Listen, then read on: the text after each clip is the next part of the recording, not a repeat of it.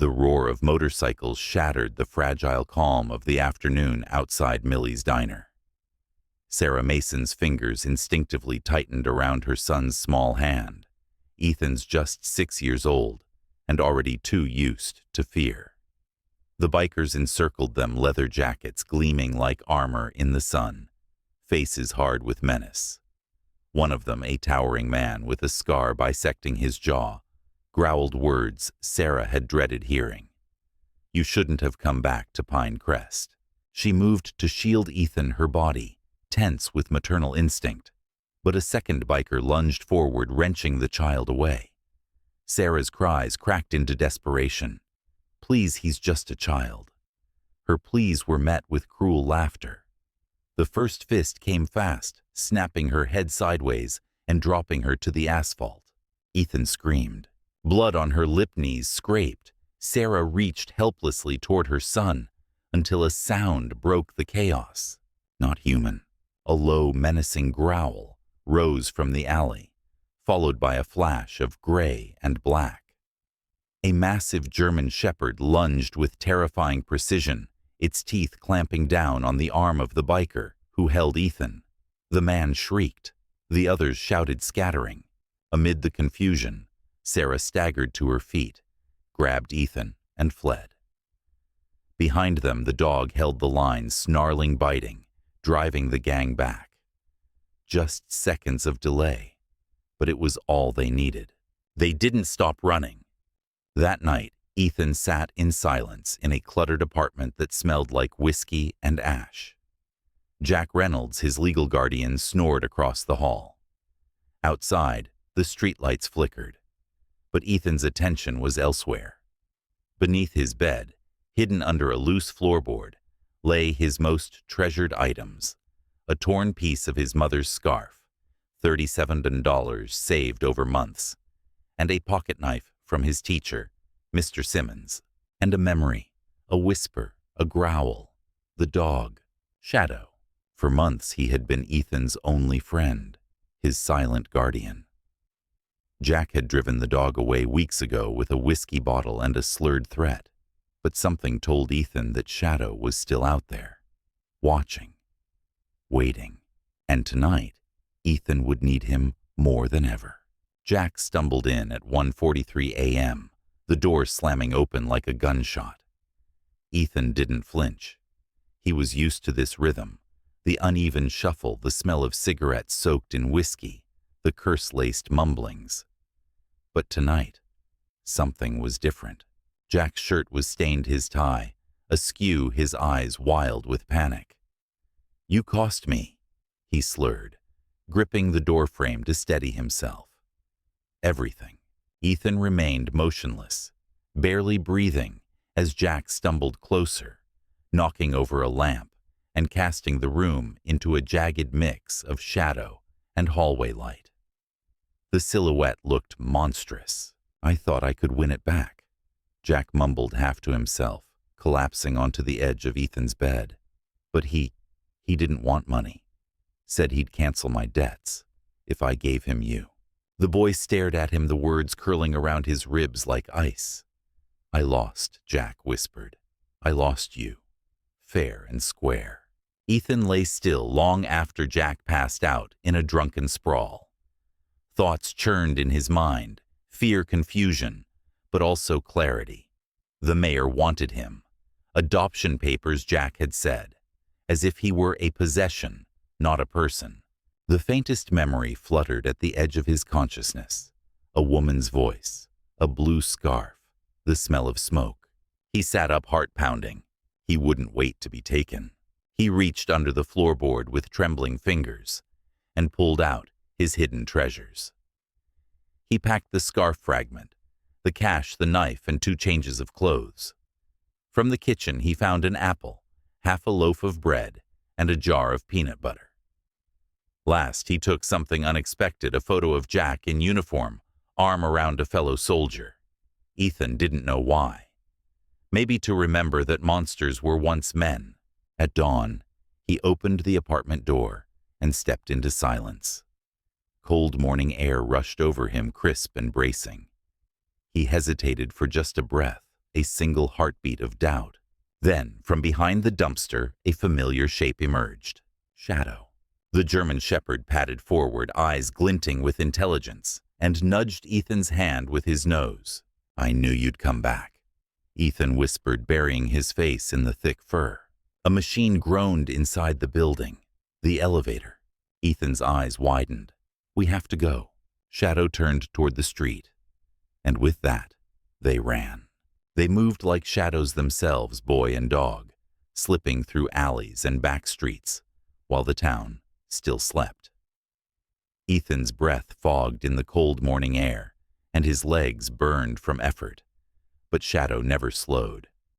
The dog trotted ahead with quiet confidence, his body low and alert, as though following an invisible map only he could see. As the town gave way to rural edges, Ethan glanced back one last time.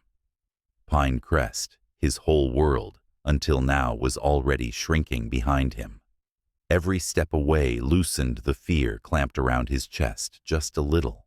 Near the edge of town, Shadow froze. A police cruiser rolled past the corner.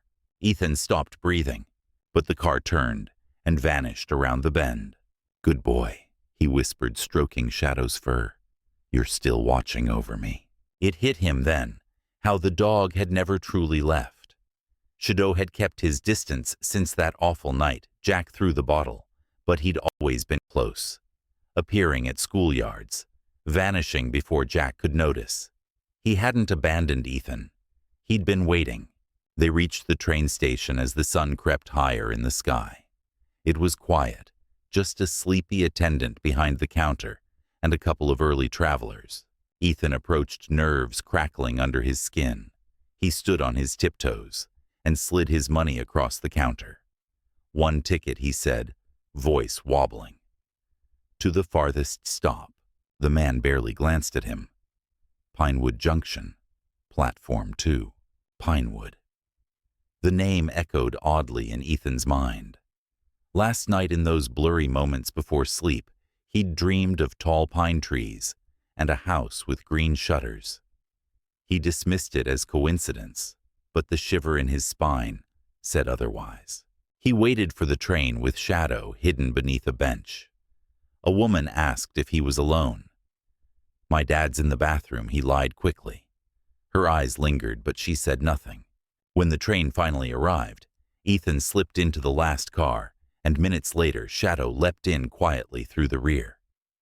As the locomotive pulled away, Ethan pressed his face to the glass, watching Pinecrest disappear. He didn't know where they were going, only that it was away, and that for the first time it felt like freedom. The train rocked gently, its rhythm oddly soothing. Ethan leaned against Shadow's warm body, the dog's breathing a steady reassurance beneath his hand. Outside, the landscape shifted, towns gave way to fields, fields to thickening woods. But inside Ethan's mind, the motion stirred up old fractured images. A blue scarf wrapped around his neck. A woman's laugh. A man lifting him toward apple-laden branches. A house with green shutters. Were they dreams or memories? He awoke with a start as the train whistled, announcing their arrival. Pinewood Junction. It was barely a town, just a platform, a few wooden buildings, and the scent of pine needles in the air. Ethan stepped onto the weathered planks, his legs shaky beneath him. Shadow moved protectively at his side tail, low but alert. The place felt known, in a way he couldn't name. "I've been here before," he whispered, more to himself than to Shadow. The German shepherd's ears perked as if in agreement. With nowhere else to go, they followed a dirt path that led into the woods. Pine needles softened their steps. The light filtering through the canopy danced like memory sunbeams, catching dust motes, turning the trail golden. They stopped at a creek, both of them drinking from the cool water, Ethan's reflection shimmering back at him.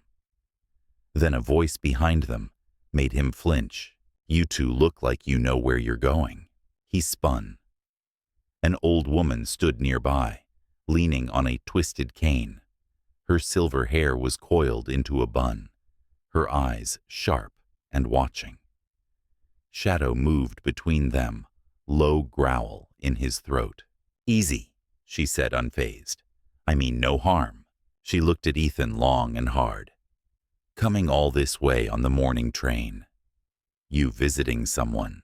"My grandmother," Ethan lied. The woman smiled without warmth. "That's so.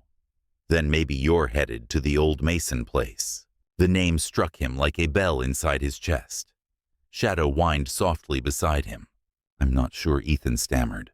3 miles down, take the right fork, not the left," she advised. "Both lead there, but one's safer." She handed him a bundle of bread and cheese. "Be careful, child. Not everything lost wants to be found." Before Ethan could respond, she was already gone, vanishing around the bend like mist. He shared the food with Shadow. Then they kept walking, and the forest grew darker. As the sun dipped behind the trees, shadows grew long, and the path became harder to follow. Roots snagged at Ethan's feet. The friendly, dappled light had turned to murky gloom. Fear clawed at his chest. Was this the wrong path? Shadow stayed close, brushing his leg now, and then a silent reassurance. Then came the crash of branches. Something big. A deer. It bounded past, white tail flashing, but the scare had shaken Ethan. "We should have stayed," he whispered, his voice barely holding back tears.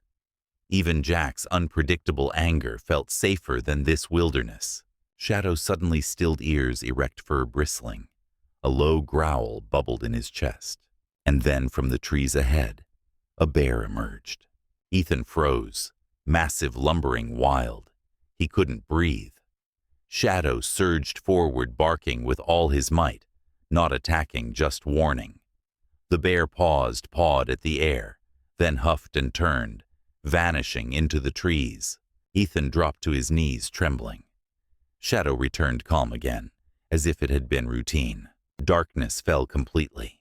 Then a clearing. Nestled in the trees was a weathered cabin. Shadow padded to the door, scratched once, then looked back. Ethan climbed the porch and found a window with a broken latch. He slipped inside. Dust cobwebs, cold air, but shelter. Inside, there was a bare mattress, a stone fireplace, and creaking wood that echoed his every step. It was empty, but not unwelcoming. Shadow sniffed every corner, then curled beside the hearth. Ethan lay down next to him, using his backpack as a pillow. He drifted into sleep fast, more from exhaustion than comfort. And the dreams came. A woman calling his name. A man laughing, lifting him. A younger Shadow bounding through these same woods. Then flames. Smoke. Screams. His mother's voice. "Run, Ethan. Don't look back." He woke with a jolt to the sound of growling. Someone was outside. The doorknob turned. "I know you're in there," a woman's voice called softly. "I'm not here to hurt you." Shadow growled again, unmoved. "I have food," she said, "and information about the Mason family." That name. Again. Ethan stepped toward the door, heart racing. "How do you know that name?" A pause. Then, "Because I'm Rebecca Mason. And if you're who I think you are, we have a lot to talk about." He opened the door slowly. The woman standing on the porch looked to be in her late 20s. Dark hair, sharp eyes, a face that sparked something familiar. She stared at him like she'd seen a ghost. "It's really you," she whispered. "My God." Shadow moved first, nosing her hand-tail, wagging softly. He whined and leaned in. Ethan watched, stunned. Shadow trusted her. Maybe he could too. Inside the cabin, she set down a cloth bag and unpacked food: muffins, apples, jerky. Ethan devoured it, hunger drowning hesitation. She watched quietly. "This was our grandparents' hunting cabin," she said. "Our real home was deeper in the woods. Green shutters. Swing under an oak tree. Do you remember?" He choked on a bite. "The dream. The house." "Just dreams," he muttered, suddenly wary. Why should I trust you? Because I've been looking for you since the night everything went wrong, she said gently. Then she reached into her pocket and slid a photo across the table. A man with serious eyes, a smiling woman, a teen girl, and a toddler with a puppy shadow, unmistakably younger. That's the last photo we took together, she said. 3 weeks before the fire. Ethan stared. It was him, or someone who used to be him. What happened? He asked, voice small. Her face hardened. The Davises happened. Their parents had uncovered a web of corruption, embezzlement, land fraud. Worse. The mayor's father had sent men to silence them. Fire. Death. Ethan vanished. Rebecca had been out that night, supposed to babysit, but she'd snuck out. By the time she returned, everything was gone. She'd thought he'd died, until whispers began circulating about a rescued child. She searched ever since. Ethan couldn't breathe. His life, the pain, the confusion, it all shifted. Jack hadn't adopted him by accident. Mayor Davis hadn't come for him just to settle a debt. They'd stolen him, controlled him. I don't remember, he whispered, eyes filling with tears.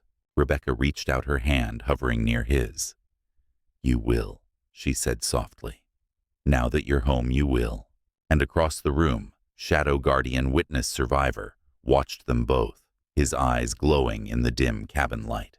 Dawn filtered through the grimy cabin windows, but Shadow didn't rest. He paced restless hackles, occasionally twitching. Rebecca noticed, too. He's always been able to sense trouble, she murmured. Storms, people, danger. She led Ethan to the bedroom and dumped a worn backpack onto the mattress, documents, maps, newspaper clippings. Dad wasn't just a regular citizen. He was the county prosecutor, and he'd built a case against Warren Davis, the mayor's father. Land theft, embezzlement, even murder. Ethan stared at an old photo of his father. The man's eyes, intense, determined, familiar. They wanted our land, Rebecca continued. Not just for control. There's a copper deposit under it, worth billions. A map showed the land boundaries. Ethan's jaw tightened. And as long as I'm alive, they can't touch it. Rebecca nodded.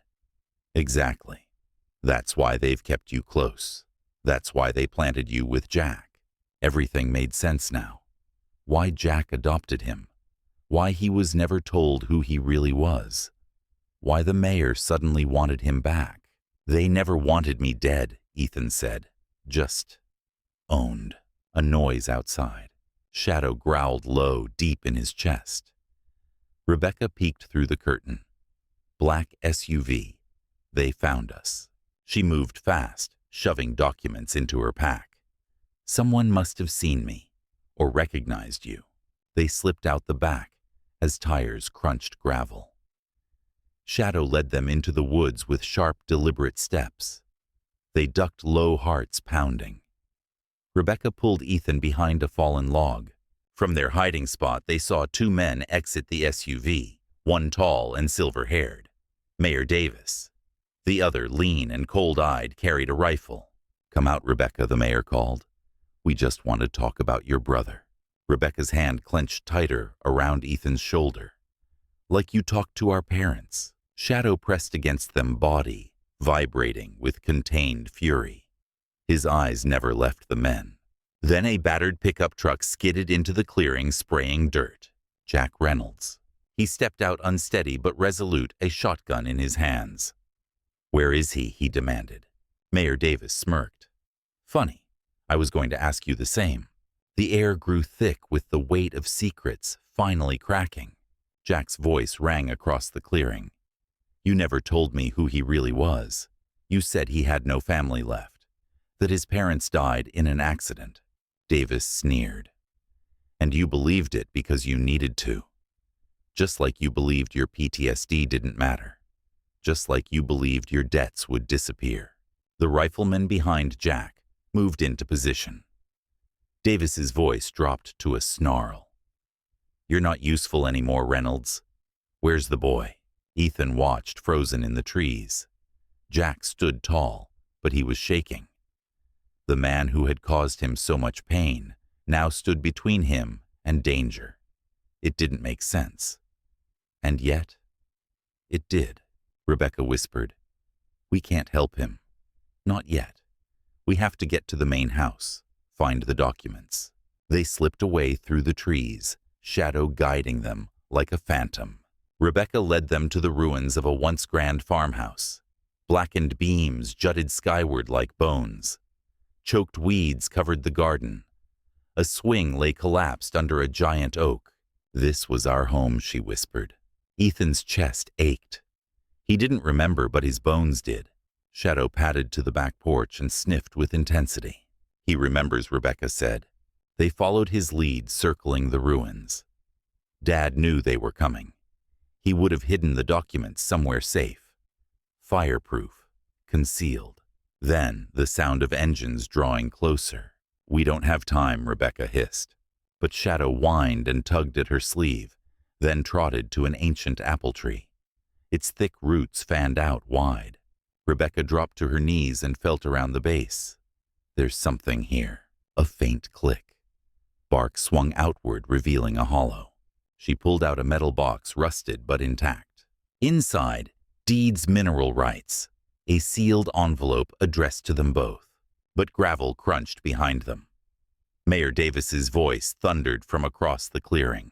Well, well, the Mason kids, back where it all started. He stepped from the ruins, flanked by his security chief and 3 bikers Ethan recognized. The same ones who attacked him and his mother. The nightmares made real. Rebecca held the box to her chest and stepped in front of Ethan. It's over, she said. We have everything. Davis smiled. And you're trapped. Surrounded. History, he said, was about to repeat itself. Engines roared. Just as the bikers advanced, Jack's pickup screeched into the clearing, fishtailing across the dirt. He leapt from the cab, shotgun raised. Get in, he yelled. Rebecca didn't hesitate. Shadow herded Ethan toward the truck, while Jack fired a warning shot, sending the security chief diving for cover. Rebecca clutched the metal box and pulled Ethan into the cab. This doesn't change anything, Davis shouted. You're still a drunk, a gambler, a nobody. Jack's eyes never left the boy. Maybe, but they'll believe the kid. He tossed Rebecca the keys. Head for the county line. Ask for Sheriff Morales. He's clean. Shadow bounded into the truck bed as Rebecca slammed the gas. Tires spat gravel. Jack stood alone, shotgun raised between Davis and the ruins of their past. The last glimpse Ethan had was of Jack, broken, haunted, but standing tall, choosing how his story would end. The road twisted through forest and hills, but behind them, the roar of engines returned. 3 motorcycles closing fast. They're going to try and force us off the road, Rebecca warned. Her knuckles whitened on the wheel. In the back, Shadow braced himself, fur raised. The lead biker pulled up beside them, metal bar raised. But before he could strike, Shadow launched from the truck bed in a blur of muscle and fury. He collided with the biker, sending both crashing into the ditch. Shadow, Ethan screamed. Rebecca didn't slow. He'll be okay, she said, through gritted teeth. He's survived worse. But the other bikers kept coming. Then, sirens. Red and blue lights crested the hill. A sheriff's cruiser appeared ahead. The bikers peeled away, vanishing down a side road. Rebecca slammed the brakes. Dust spiraled. A Hispanic officer emerged, gun drawn, but cautious. Rebecca Mason, he called. She nodded. Sheriff Morales. Jack sent us. Recognition softened his face. He called it in. Said you had evidence. And a witness we thought was dead. Just then, movement in the trees. Shadow limped from the brush, bloodied but alive. Ethan ran to him, burying his face in the dog's neck, tears spilling freely. Sheriff Morales watched in silence. You've got quite a story to tell, he said. Rebecca held up the metal box. We've got more than a story, she replied. We've got proof. They drove in solemn silence, Sheriff Morales leading in his cruiser Jack's battered pickup behind. Ethan sat pressed against Shadow, arms around the dog's neck, as if anchoring himself to something still whole. Then a gunshot echoed faintly through the forest behind them. Ethan flinched. Nobody spoke. They didn't need to. They all knew what it meant. Jack Reynolds was gone. Shadow leaned into the boy, absorbing the shock as if he understood. Ethan said nothing, but grief curled in his chest, strange and tangled. Jack had hurt him, yes, but he'd also saved him. Sheriff Morales pulled them over at a gas station near the county line. "We'll transfer to the state police in Jefferson County," he said. "Davis has too much reach here, but you stirred up a hornet's nest." Rebecca nodded, jaw set. "So did our father. He wasn't alone. Neither are we." She looked to Ethan, her hand settling gently on his shoulder. A silent promise. "We're not running anymore." The convoy rolled out again, but Rebecca tensed. "We've got company," she muttered. In the rearview mirror, 3 motorcycles. Again, Morales flicked on his sirens and slowed, maneuvering between the truck and the pursuers. But from a side road ahead, 2 more bikes emerged, blocking the way. Rebecca slammed the brakes. "Get down," she shouted. Ethan ducked under the dashboard, pulling Shadow with him. Outside, the sheriff stepped from his cruiser, hand raised. "Disperse," he ordered, voice sharp. "This is a federal case now." A biker reached into his jacket. A flash of metal. Gunfire. Sheriff Morales dropped. The world tilted. Rebecca shoved the metal box into Ethan's arms. "Run," she ordered. "Take Shadow. Go through the trees. There's an old bridge about half a mile in. Cross it. Don't stop. I'm not leaving you." "You're a Mason," she snapped. "You're smart and stubborn, and they can't win if you keep the proof safe." She grabbed the shotgun Jack had left in the truck. Her eyes burned, not with fear, but resolve. "Shadow will protect you. Now go." Ethan didn't want to, but he ran. The underbrush tore at his legs. Branches whipped his face. Shadow surged ahead, leading the way, never hesitating. Behind them came shouts, footsteps. But ahead, a bridge. Wood, old, narrow, stretching over a steep gorge and rushing water. Ethan didn't slow. The bridge groaned beneath Ethan's weight as he stepped onto it, the metal box clutched to his chest.